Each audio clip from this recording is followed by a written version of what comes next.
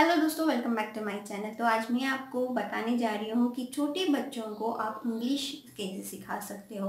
तो यहाँ पे मैं कोई पर्टिकुलर एज तो मेंशन नहीं करूँगी, क्योंकि जब बच्चा शुरुआत से ही बोलना शुरू कर ही देता है, जैसे कि जब वो बहुत ही छोटा होता है, लाइक 0 to 3 मंथ्स ही ले लीजिएगा, वो ऑलरेडी हमको देख के कुछ आवाज़ निकालने का कोशिश करते रहता है, लाइक अब्बा, अम्मा, मम्मा।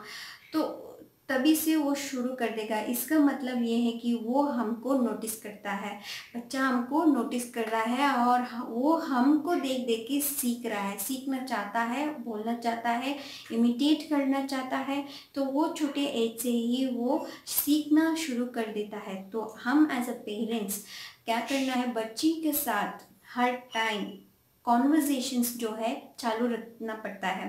तो जब भी आप बच्चे के साथ हो, बच्चे के पास बैठ के बातें करते रहिएगा। वो ये मत सोचिएगा कि बहुत ही छोटा बच्चा है, दूध पिएगा, सोएगा, सुसु करेगा, पोटी करेगा, ऐसा नहीं है।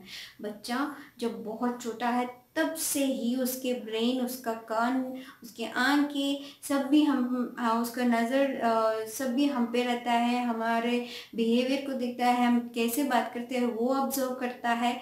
तो इसलिए छोटे से ही बच्चे को, जब वो बच्चा छोटा है तब से ही आप बात करना शुरू कर दीजिएगा, उसके साथ कांस्टेंट कॉन्वर्जेशंस रखिएगा। इससे बच्चे को बहुत ही अच्छा मदद मिलता है, बहुत ही अच्छा टाइम मिलता है सीखने के लिए, और वो बच्चा जल्दी बात करना सीख जाएगा। ये बहुत ही अच्छा टिप है जो नए पेरेंट्स कर सकते हैं।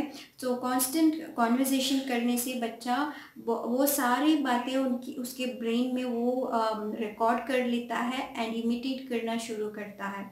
तो जैसे जैसे बच्चा रेंगना शुरू करता है, खुद अपने आप बैठना, खेलना शुरू करता है, चीज़ों को पकड़ना शुरू करता है, और धीरे धीरे से वो भी बात करना सीख जाता है। तो हमको देख देख के ही वो सीख रहा है। तो हमको क्या करना है, उस टाइम से ही इंग्लिश में छोटे छोटे सेंटेंस, छोटे छोटे वर्ड्स, सेंटेंसेस यूज़ मत कीजिएगा। बच्चे शुरुआत में कुछ भी समझ नहीं पाएगा। छोटे छोटे वर्ड्स जो है होता है उसे आपकी मदर टंग, मतलब आपका जो लैंग्वेज है उसके साथ जोड़ के बात कीजिएगा। मतलब hello, what are you doing, ये हो गया सेंटेंस। इसे मत यूज़ कीजिएगा, वर्ड्स यूज़ कीजिएगा। कम, आ जाओ, गो, चलो, जाओ, चले जाओ, इस तरह के वर्ड्स यूज़ कीजिएगा। मैं कुछ यहाँ पे कुछ वर्ड्स आपको दिखा दूंगी जो मैंने लिखे रखा हुआ है आपके लिए। मैं एक एक पढ़ के दिखा दूंगी आपको। सिट, बैठो। अभी बच्चों को बोलेंगे बैठ जाओ बेटा, तो इसलिए हम बोलेंगे सिट, सिट देयर, बैठ जाओ। कम, आ जाओ, कम, आ जाओ। तो बच्चे को अगर आप बुला रहे हो, इंग्लिश में बुलाइएगा कम, फिर बोलिएगा आ जाओ। तो बच्चा समझ जाएगा, धीरे से कनेक्ट कर पाएगा। जब आप बोलोगे कम तो उसका मतलब है आ जाओ। नेक्स्ट है स्लीप, सो जाओ, गो, जाओ। नेवर, कभी नहीं। नेवर टेल अ लाई, मतलब नेवर, कभी नहीं। ओपन, खोलो, दरवाजे को खोल दो। Open, open the door. आप उस सेंटेंस में बाद में बच्चे को बोल सकते हो। फिलहाल ओपन, खोलो, शॉर्ट वर्ड। योर, आपका, जैसे कि आपका ड्रेस है, ये नया ड्रेस आपके लिए, न्यू ड्रेस, इट्स योर्स। तो योर, आपका। गेट अप, उठ जाओ बेटा, गेट अप। जंप, कूदो। यू, आप। रन, भागो। व्हेन, कब। सी और लुक एक ही वर्ड होता है, मतलब देखो। डोंट डू, मत करो। कीप इट और कीप देयर, रखो। कीप इट देयर एक ही वर्ड आता है, रखो। ईट, खाओ। लिफ्ट इट, उठाओ। ड्रिंक, पियो। ड्रिंक योर मिल्क बेटा, ड्रिंक, पियो। वॉट, क्या क्या हुआ बेटा? What happened? राइट, लिखो। हु, कौन? कौन है बेटा? कौन है वहाँ? Who is there? Who? Talk, बात करो। बात करो बेटा, ये क्या होता है? बोलो। So you can use talk. Talk now. तो ये थे कुछ वर्ड्स। ऐसे बहुत सारे बहुत बहुत सारे वर्ड्स हैं जो आप आपके बच्चे के साथ रोज़ जो नॉर्मली बात करते हो वैसे ही कई वर्ड्स को आप बच्चों के साथ यूज़ करके बात कर सकते हो। लेकिन मैं इस वीडियो में खाली इतने ही वर्ड्स मैंने यहाँ पे लिखा है एंड मैंने आपको दिखा दिया एंड समझा दिया भी, क्योंकि अगर मैं और भी वर्ड्स लिखते जाऊँ तो ये वीडियो जो है बहुत लंबी हो जाएगी और आपको बोर भी लगने लग जाएगी। तो मैं अभी फ़िलहाल होम स्कूलिंग का सीरीज़ स्टार्ट कर दिया है मेरे चैनल पे, तो इसी तरह का एजुकेशनल कंटेंट्स मेरे चैनल पे अपलोड होते रहेंगे वीडियोस। तो ज़रूर मेरे चैनल को सब्सक्राइब कर लीजिएगा और मेरे वीडियोस को ज़रूर देखिएगा ताकि आपको भी हेल्प हो जाए और आपके बच्चों को भी हेल्प मिले।